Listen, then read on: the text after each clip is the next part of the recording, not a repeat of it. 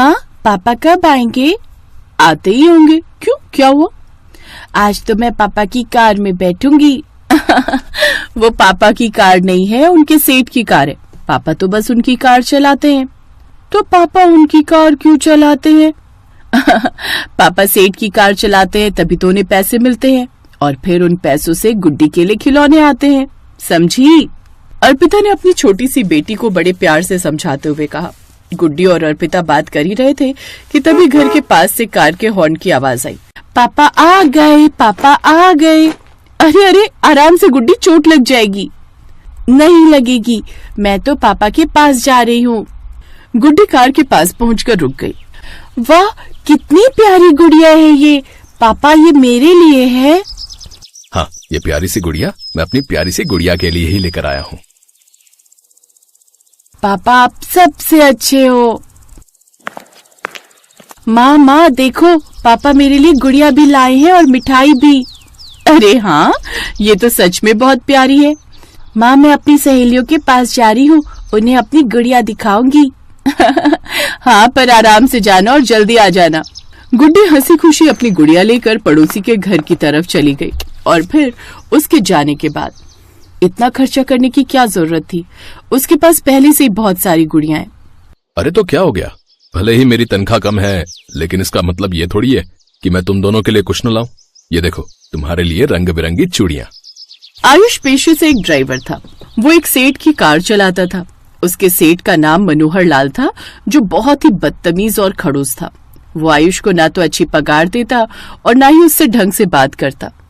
लेकिन अपने परिवार का पेट पालने के लिए आयुष को मजबूरी में सेठ की कार चलानी पड़ रही थी। फिर अगले दिन, माँ, पापा की कार की आवाज सुनी आपने? इसका मतलब पापा आ गए। हाँ, आ गए। कैसी है मेरी गुड़िया? मैं ठीक हूँ पापा, मुझे कार में बिठाकर घुमाओ ना। नहीं मेरी लाडो, ये कार हमारी नहीं है ना। नहीं पापा, आप मुझे कार में बिठाकर कभी नहीं घुमाते, बस थोड़ा सा घुमा दो ना। जिद मत करो गुड्डी। अच्छा, एक काम करते हैं, मैं तुम्हें साइकिल पर बैठाकर घुमाने ले चलता हूँ, जहाँ तुम कहो। साइकिल पर तो मैं बैठ ही जाती हूँ, आज कार में घुमा दो ना पापा। क्या जिद पकड़ रखी है? बोला ना नहीं, जाओ जाकर खेलो। आयुष की डांट सुनकर गुड्डी रोने लगी और वहां से चली गई। आयुष का यूं गुड्डी को डांटना अर्पिता को भी अच्छा नहीं लगा। उसने आयुष से कहा, क्यों डांट दिया बेचारी को? वो कौन सा कार से दिल्ली जाने को बोल रही थी? अरे थोड़ी देर घुमा लाते ना उसे। तुम भी बच्चों की तरह बातें कर रही हो। अरे अगर उस खड़ूस सेठ को पता चल गया ना, तो उसी दिन मेरी नौकरी ले लेगा वो। और कैसे पता चलेगा उसे? थोड़ी देर की तो बात थी। पता है, सुबह से कह रही थी कि पापा आएंगे तो मैं कार में घूमूंगी। तुम जानती नहीं है उस सेठ को। अरे किलोमीटर लिख के रखता है वो। एक बिलांग भी कार फालतू चलाई तो गालियां देने लगता है। और तुम्हें क्या लगता है कि मैं नहीं चाहता कि तुम और गुड्डी कार में घूमो? तुम दोनों को सारी सुविधाएं मिले, लेकिन मेरी पगार और औकात तो पता ही है ना तुम्हें। आयुष ने लाख सफाई देने की कोशिश की, लेकिन अर्पिता ने उसकी एक न सुनी। बेचारा सारा दिन का थका हारा आयुष माथा पकड़कर बैठ गया। इसी तरह कई दिन बीत गए, लेकिन गुड्डी ने दोबारा कभी कार में बैठने की जिद नहीं की।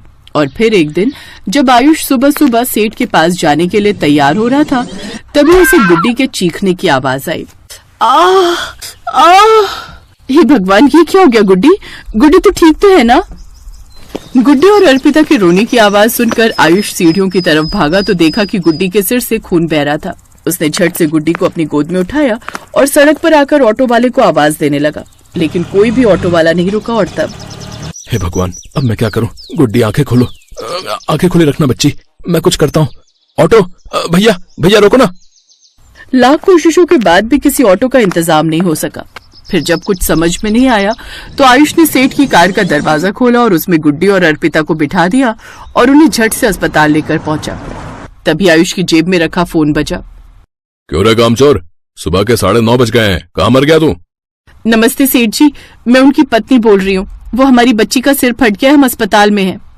हाँ ठीक है, तुम हो ना वहाँ, तो उसे बोलो जल्दी कार लेकर आए, मुझे कहीं जाना है। जी, वो आ जाएंगे बस 2 मिनट में। 2 मिनट में कैसे आएगा? वो हम लोग कार से ही अस्पताल आए हैं और आपका घर यहाँ से ज्यादा दूर भी नहीं है। क्या कहा? तुम फटीचर लोग मेरी कार में मजे लूट रहे हो? फोन दे आयुष के बच्चे को। आज तो मैं इसे नहीं छोड़ूंगा। अपनी औकात भूलकर कार के मालिक की तरह परिवार को घुमा रहा है। फोन दे उसे। फोन की आवाज लाउड थी। आयुष ने सब सुन लिया था। उधर अर्पिता की आंखों में आंसू थे। उसे आज पता चला था कि उसका पति अपने सेठ से कितना परेशान था और वो सेठ कितना घमंडी और बुरा आदमी था। थोड़ी ही देर में गुड्डी के सिर पर पट्टी बांध दी गई और उधर सेठ अस्पताल में ही आ धमका और उसके गाल पर एक जोर का थप्पड़ मारते हुए बोला, जितनी तनख्वाह है ना तेरी, उससे ज्यादा खर्चा कार की ये गंदगी साफ करने में ही हो जाएगा। अरे सुन, कल से काम पर आने की कोई जरूरत नहीं है, समझा? आयुष कुछ न बोला, लेकिन अर्पिता की आंखों में आंसू थे। ऐसे कई दिन बीत गए। गुड्डी ठीक हो गई थी और आयुष अब सब्जी का ठेला लगाने लगा था। माँ, मुझे पिज्जा खाना है। क्या खाना है? ये तूने कहाँ से सुन लिया? वो पिंकी के घर पर थोड़ा सा खाया था मैंने, उसकी मम्मी ने मंगवाया था। अच्छा, कैसा था वो? बहुत ही मस्त। अगर मेरे पास पैसे होते ना तो मैं तो उसे रोज खरीदती। पिंकी उमा की बेटी थी और उमा एक बहुत ही अच्छी कंपनी में काम करती थी। गुड्डी की बात सुनकर अर्पिता उसी शाम उमा के घर गई और फिर, दीदी वो आपने गुड्डी को पिज्जा खिलाया था ना, उसके लिए आपका धन्यवाद।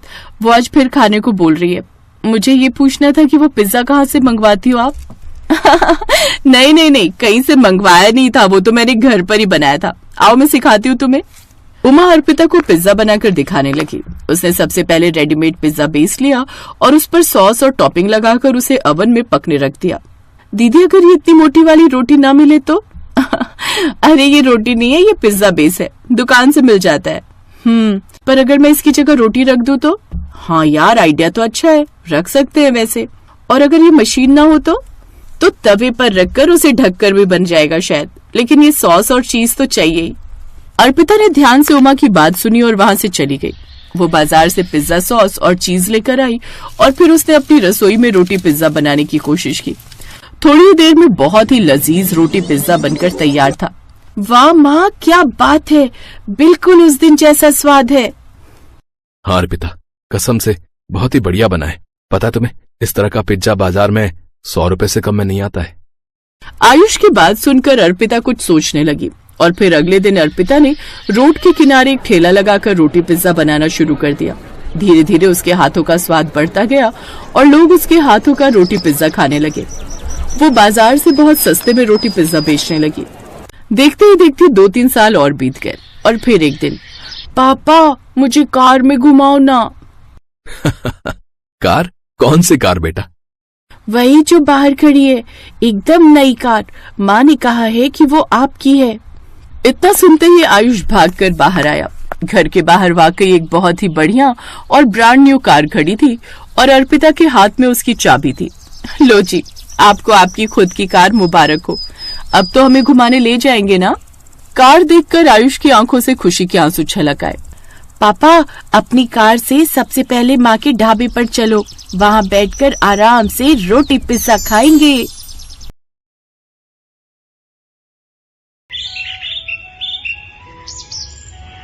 पिंकी, ओ पिंकी, आई माँ। कहाँ थी तू? कितनी बार कहा है मेरी आंखों के सामने रहा कर। चल ये बर्तन जल्दी जल्दी अंदर रख दे, मैं तब तक बाकी का काम निपटा लेती हूँ। चल जल्दी कर। ठीक है माँ। ये है सुषमा और उसकी बेटी पिंकी। सुषमा के पति को गुजरे पूरे 3 साल बीत गए और तब से ही वो घर घर काम करके अपना और पिंकी का गुजारा चला रही थी। सुषमा के जीने का बस एक ही मकसद था कि वो पिंकी को पढ़ा लिखा कर कामयाब बनाना चाहती थी। वो हर सुबह पहले पिंकी को स्कूल छोड़ती और फिर अपने काम के लिए निकल जाती। फिर पिंकी के स्कूल की छुट्टी के वक्त उसे अपने साथ लेकर ही घर लौटती थी। लेकिन जब भी पिंकी के स्कूल की छुट्टी होती तो वो उसे अपने साथ काम पर ले जाया करती थी। पिंकी भी अपनी माँ के काम में मदद करने की पूरी कोशिश करती थी, साथ ही खूब मन लगाकर पढ़ती भी थी। फिर एक दिन, माँ ये पिज्जा क्या होता है? ये तूने कहाँ से सीखा? वो सफेद वाले बंगले में मैंने देखा था, वहाँ सारे बच्चे वही खा रहे थे। तुम काम कर रही थी तब मैंने देखा था। अब देखने में तो रोटी जैसा ही था, लेकिन रोटी से थोड़ा मोटा था और उसके ऊपर बहुत कुछ सजा रखा था। वो मुझे भी खाना है माँ। अरे पिंकी, ये सब अमीर लोगों के चोचले हैं और सच बताऊं तो उसे खाना सेहत के लिए भी बिल्कुल अच्छा नहीं होता। चल मैं घर चलकर तेरे लिए हलवा बना देती हूँ, तेरा मनपसंद, जो खाने में बढ़िया भी होगा और उसे खाकर मेरी पिंकी ताकतवर भी बनेगी, है ना? इस तरह सुषमा उस वक्त पिंकी को बहला लेती है और कुछ दिनों के लिए पिंकी भी पिज्जा के बारे में भूल जाती है। लेकिन फिर जब अगली बार पिंकी अपनी छुट्टी के दिन अपनी माँ के साथ दोबारा उसी घर में जाती है तो वहां फिर से वही सब देखती है जो उसने पिछली बार देखा था।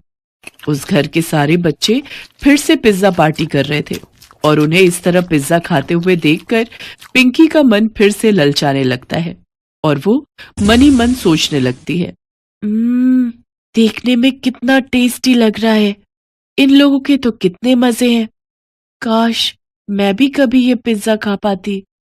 पिंकी ये सब सोच ही रही थी कि पिज्जा खा रहे बच्चों में से एक बच्चा उसे वहां खड़े हुए देख लेता है और उससे कहता है, क्या देख रही है वहां से छुप छुप के? पिंकी की नजर अब भी पिज्जा पर ही थी। उसने उस बच्चे से कुछ कहा तो नहीं, लेकिन उसे देखकर ही साफ पता लग रहा था कि उसका सामने रखा पिज्जा खाने का बहुत मन था। लगता है इसको भी पिज्जा खाना है। ओह, तो ये बात है, इसमें कौन सी बड़ी बात है? आजा इधर और ले ले एक पीस तू भी। उस बच्चे की बात सुनकर पिंकी का चेहरा खिल उठता है। वो फौरन पिज्जा के पीस की तरफ आगे बढ़ती है, लेकिन तभी वो बच्चा उस पिज्जा के पीस को उठा लेता है और अपने साथी बच्चे की तरफ उछाल देता है। पिंकी उस पीस की तरफ दौड़ती है, लेकिन वो पीस को पकड़ नहीं पाती और वो पिज्जा का पीस जमीन पर गिर जाता है। अरे यार, सॉरी, कैच नहीं कर पाया। लगता है वाकई ये पीस इसकी किस्मत में है। जा, उठा के खा ले। नन्ही पिंकी ये समझ ही नहीं पाती कि वो बच्चे असल में उसकी गरीबी का मजाक उड़ा रहे हैं। वो बेचारी खुशी खुशी जमीन पर पड़े उस पिज्जा के टुकड़े की तरफ बढ़ती है कि तभी उसे अपनी माँ की आवाज सुनाई देती है, नहीं पिंकी, छोड़ उसे, इधर आ मेरे पास। माँ, लेकिन वो पिज्जा। पिंकी, मैंने कहा ना इधर आ, उसे नहीं खाना, वो जमीन पर गिर गया है, गंदा है वो। सुषमा के कहने पर पिंकी उस पिज्जा के टुकड़े को उठाती तो नहीं, लेकिन वहीं खड़ी होकर उसे ललचाई नजरों से देखने लगती है। ये देखकर सुषमा आगे बढ़ती है और उसका हाथ पकड़कर उसे अपने साथ ले जाती है। घर आकर सुषमा बहुत रोती है। पिंकी के साथ आज जो हुआ उसे उसका बहुत दुख हो रहा था। वो अपना बटुआ खोलकर देखती है, उसमें कुछ पैसे थे जिन्हें देखकर वो मन ही मन सोचती है, इतने पैसों में एक छोटा पिज्जा तो आ ही जाएगा। लेकिन ये बात सिर्फ एक बार की नहीं है, अगर पिज्जा का स्वाद पिंकी को पसंद आ गया तो वो बार बार खाने की जिद करेगी और फिर मैं कैसे उसे मना कर पाऊंगी। नहीं, मुझे कुछ और तरकीब निकालनी पड़ेगी। क्या कर सकती हूँ? पिंकी की आवाज सुषमा के कानों में गूंजते हुए, देखने में तो रोटी जैसा ही था, लेकिन रोटी से थोड़ा मोटा था और उसके ऊपर बहुत कुछ सजा रखा था। हाँ, यही ठीक रहेगा। अगली सुबह सुषमा पिंकी को स्कूल छोड़ती है और लेकिन काम पर जाने से पहले वो एक पिज्जा शॉप पर जाती है और दुकान के बाहर खड़ी होकर कुछ सोचने लगती है।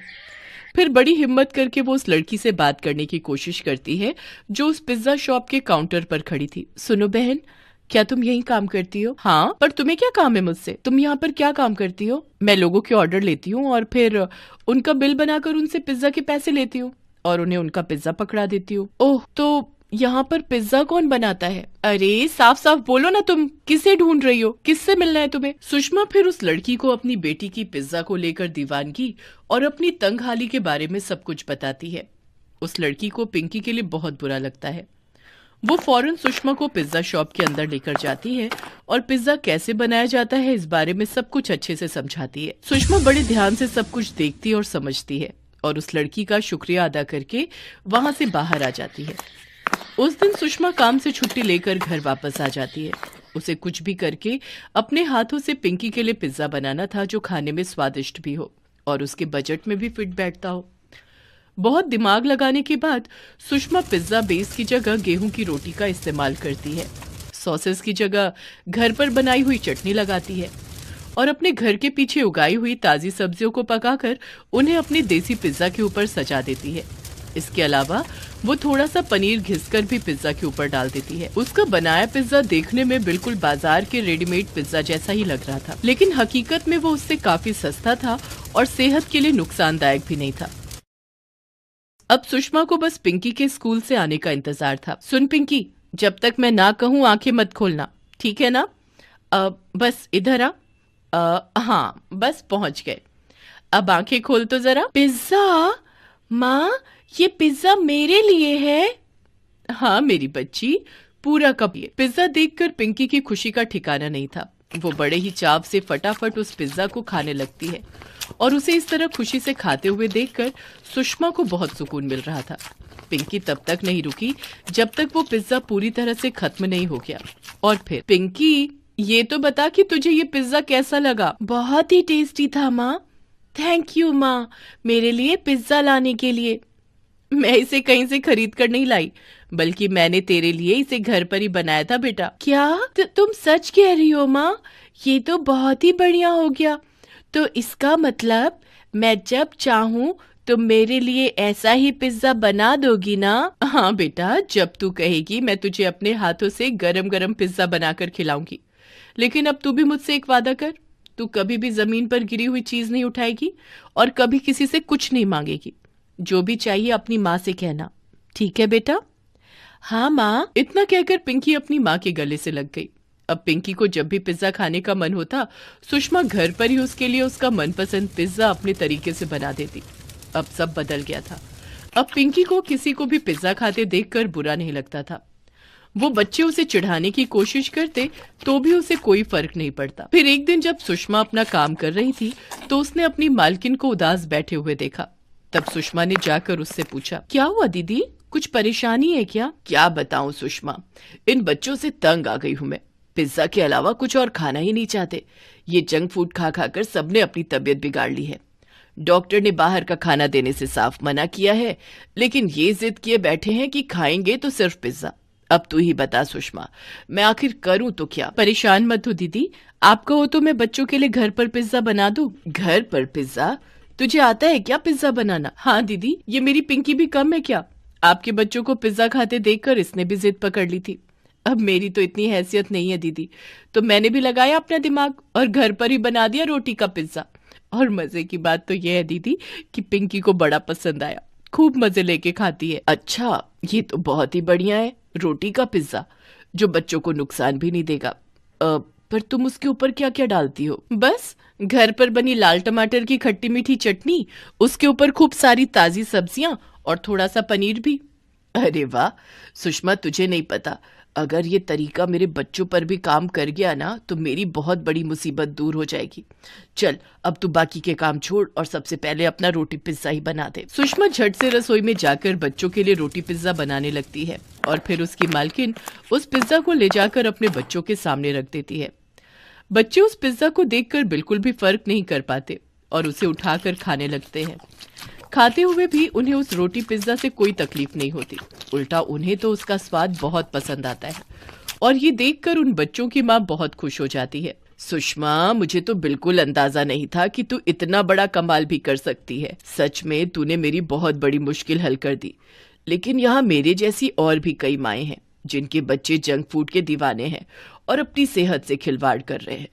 तो अगर तुम चाहो तो तुम उन सब की भी मदद कर सकती हो, साथ ही साथ बढ़िया कमाई भी कर सकती हो। जी दीदी, मैं कुछ समझी नहीं। मैं ये कह रही हूँ कि तुम क्यों ना अपने रोटी पिज्जा का स्टॉल शुरू करो। लेकिन दीदी, मेरे पास लागत लगाने के पैसे नहीं है और जगह भी तो नहीं है। अरे इस सब की चिंता तू मत कर, वो सब मैं देख लूंगी। तू तो बस हाँ बोल और लग जा काम पर। अब सबकी मुश्किलें हल होने वाली थी। सुषमा को एक नया रोजगार मिल गया था और कई माओं को अपने बच्चों की अच्छी सेहत, जो सुषमा के रोटी पिज्जा